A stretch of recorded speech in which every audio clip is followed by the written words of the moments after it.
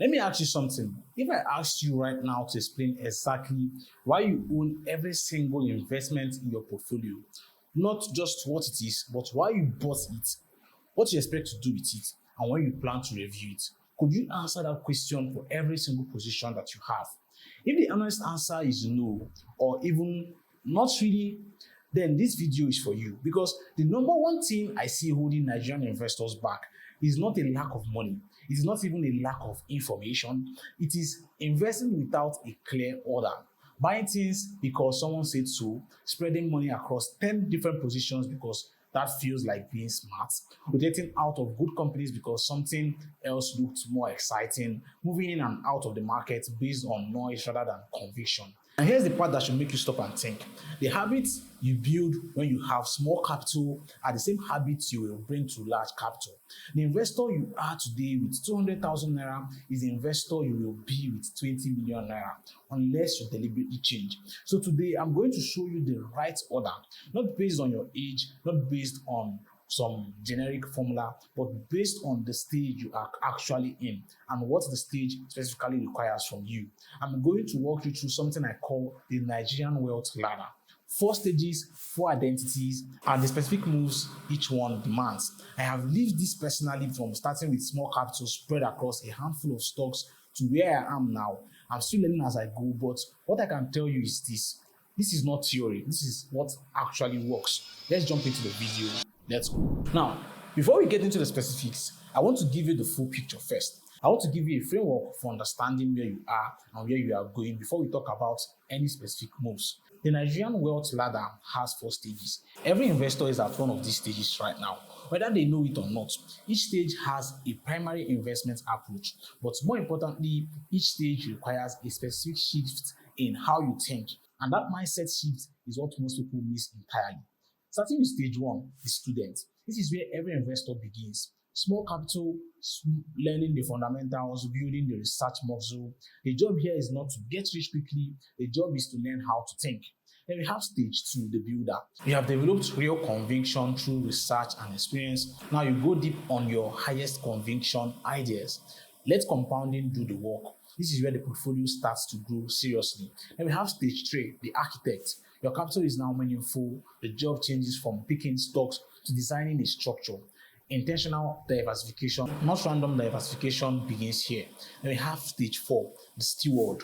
The wealth is real. The job is no longer just to grow. It is to protect, generate income, and make sure that what you build lasts. Here is the most important thing I can tell you about this ladder.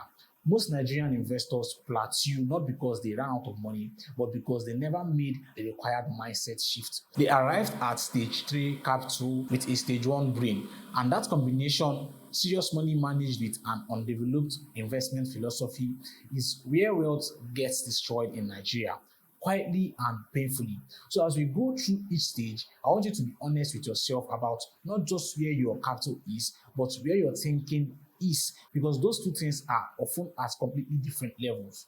Let me start with stage 1, the student, and let me tell you how I personally started, because I think it will sound familiar to a lot of you.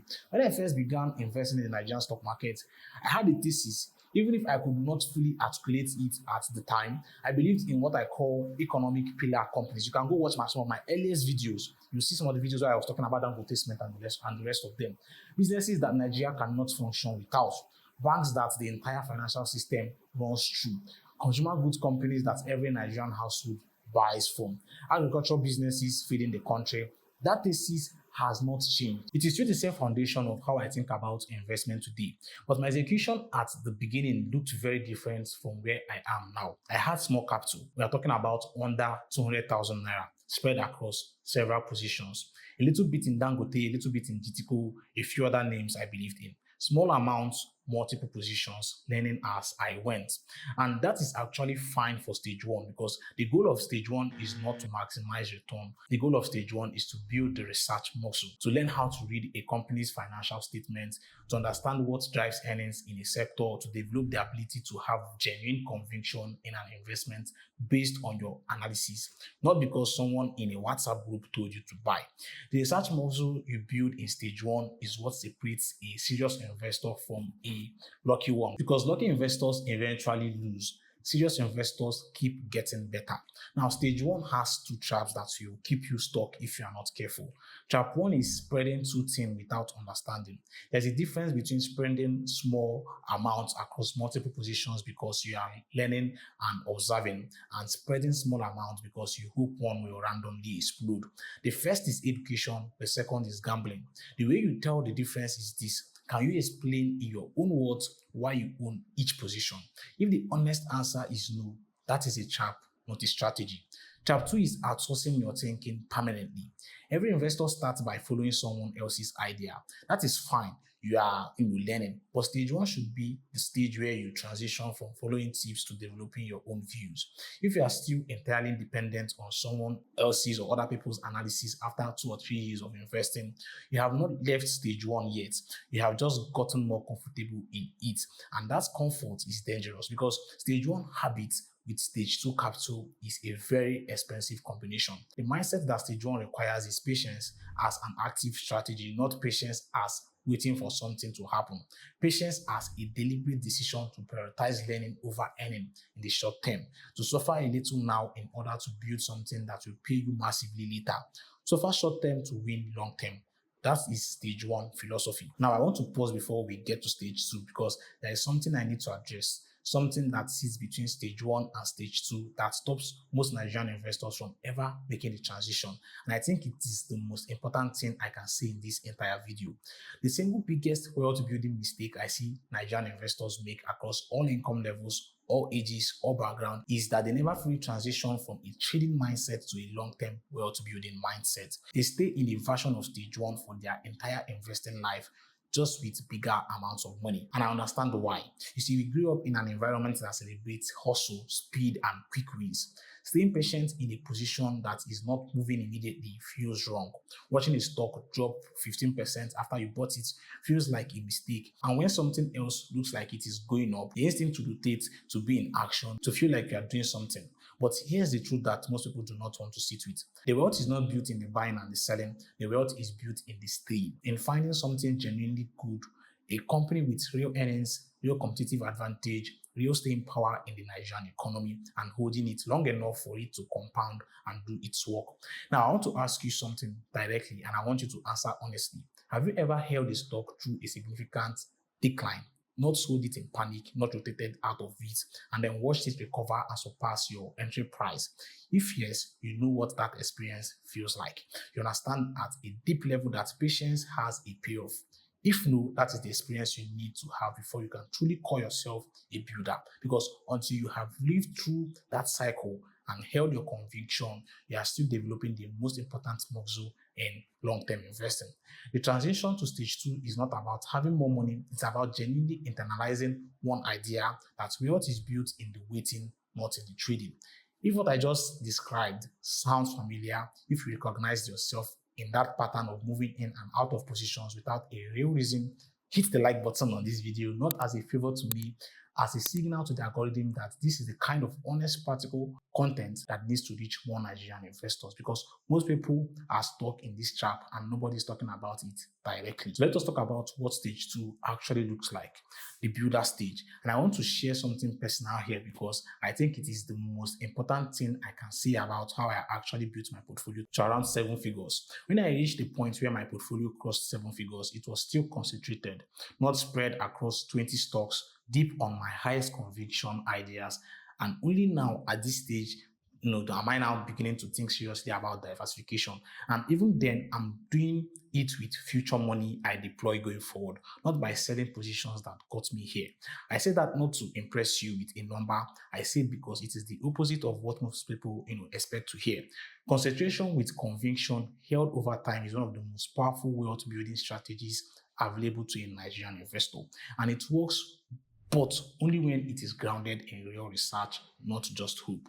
Here's what stage two actually looks like in practice. You pick your highest conviction ideas, the companies you have researched deeply, that you understand, that sits in sectors the Nigerian economy depends on, and that have a long-term history of rewarding shareholders. Not 10 companies, 2 or 3, maybe 4. If you have done the work on all of them, you now add to those positions systematically. Not searching for new exciting ideas every week, but consistently building your existing positions with every new deployment.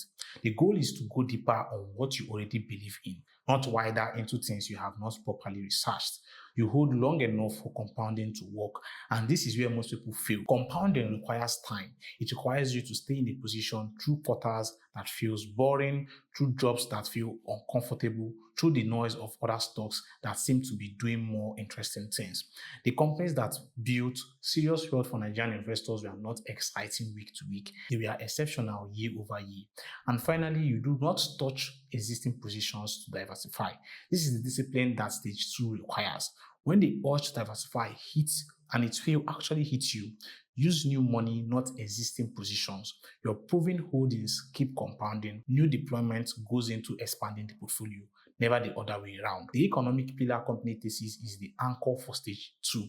These are businesses that Nigerians cannot function without. They have survived devaluations, CBN policy changes, recessions, and political turbulence. They will still be here in 15 years' time. That durability is the foundation of the builder's portfolio. The mindset stage two demands is being comfortable, being boring. There are no new stocks to talk about every week. There is no exciting rotation to report. You are just buying more of the same quality companies, watching the dividends arrive and waiting. And that waiting, done with genuine conviction based on real research, is where the serious portfolio gets built. At some point in the builder stage, something shifts. Your capital has grown to a level where it is no longer just about picking the right stocks. The question changes. It is no longer purely which company do I believe in. It becomes what does this portfolio need to be able to do? And is it structured to do that? That shift in question is a signal that you are ready to become an architect.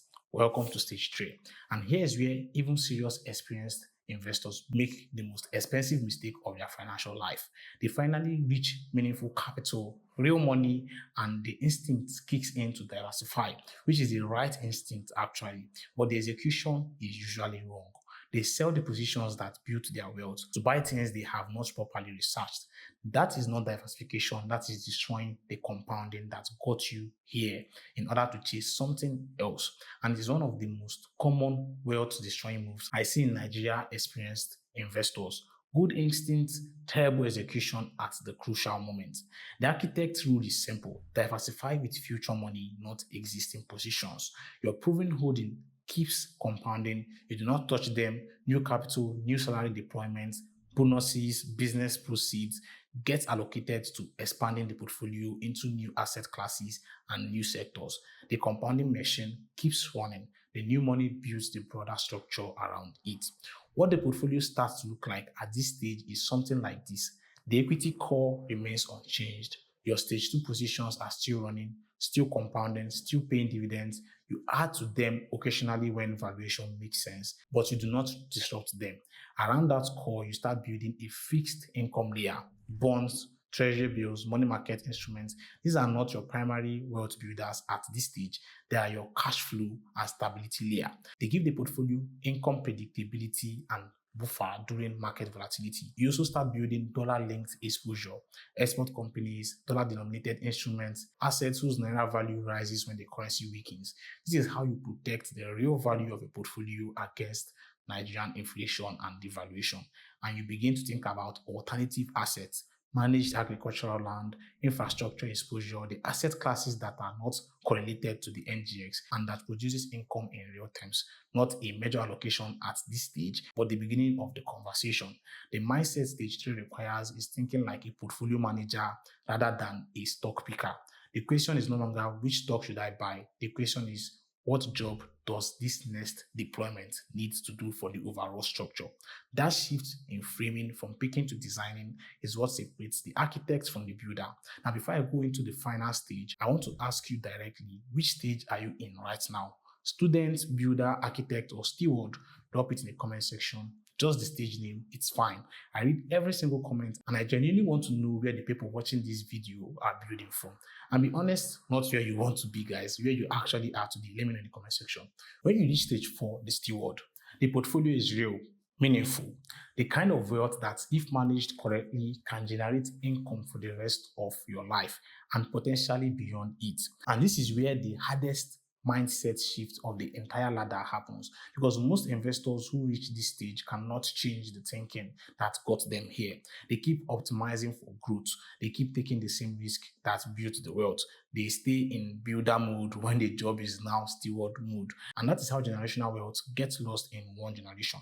The steward job is completely different from everything that came before. At stage 4, the question is not how do I grow this? The question is how do I make sure this does not disappear? And how do I make it pay me reliably for as long as I live? That means two things running simultaneously. A cash flow engine, which is assets that pay you regularly on a schedule, regardless of what the market is doing, dividend stocks with unbroken payment history, infrastructure funds that distribute quarterly, fixed income instruments that pay predictable coupon interest. These assets replaces your salary, and a preservation engine, assets that protects the real value of your wealth against inflation and currency risk over time. Dollar-linked assets, agricultural land, companies with genuine earning power in real terms. These assets make sure that the wealth you built does not quietly erode while you are enjoying it. If you want to go deep on exactly how to build a stage 4 portfolio, how to calculate the number you actually need, how to structure deployment, what specific assets to go into, I made an entire video on how to build a 100 million naira retirement portfolio in Nigeria from scratch, and I'll link it in the description. Also, you can click on the card above to go watch that video. Everything in that video is the detailed version of what I just described. The most important thing I can tell you about stage 4 is this: you have to be willing to accept that the job has changed. The growth obsession that served you so well in stage 1 and 2 will hurt you in stage 4 if you cannot let it go. The steward job is not exciting, it's not glamorous, but it is the difference between wealth that lasts and wealth that disappear. Now, if you're sitting here thinking, oh, okay, I know which stage I am in, but I want to go deeper on what kind of moves I should make, then you can schedule a one-on-one session with me. Links in the description and pin comment for the details around that. You can as well join my WhatsApp channel, link in the description and pin comment.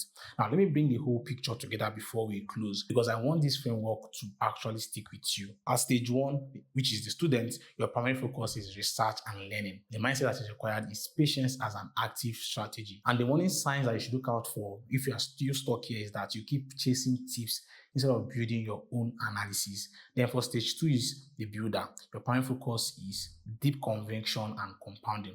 And the mindset required is long-term thinking and being comfortable with boring, committed to staying in companies long enough. The warning sign that you are stuck here is that you are selling quality positions too early and rotating into things that you have not properly researched. Then for stage 3, the architect, the primary focus here is intentional diversification, and the mindset required is being more of like a portfolio designer and not a stock picker. The warning sign that you are stuck here is that you are selling your winners to chase new ideas instead of building around them with new money. Then we have the stage 4, which is the steward, with primary focus of income and preservation. The mindset required for this particular stage is being more of like a wealth protector. The warning sign that you are stuck here is that you are still optimizing for growth, which is good, don't get me wrong, but when the job has completely changed for you. Look at those warning signs carefully. That is where most investors live, and most of them do not even know it. The question I want you to answer before you click away from this video is this: which stage are you actually in? Not which stage do you want to be in, not which stage sounds more impressive. The stage your current behavior puts you in, based on how you are actually making investment decisions today. Because the only way to move up this ladder is to be honest about where you are standing on right now. I want to leave you with the one idea that ties all of this together. The investor you are today with small capital is the investor you will be with large capital, unless you deliberately decide to evolve. Every stage of this ladder asks you to become a different kind of investor. The money follows the mindset, not the other way around. Drop your stage in the comment section: student, builder, architect, or steward. I read every single comment, and I want to know where my community is building from. And if you know someone who is investing randomly right now that does not have any clear order or conviction, share this video with them. Not because I'm asking you for a favor, but because the right framework at the right time can genuinely change someone's financial trajectory. That's the whole point of what we are building here on the channel. As always, don't forget to stay sharp, stay safe, and invest wisely. Deal.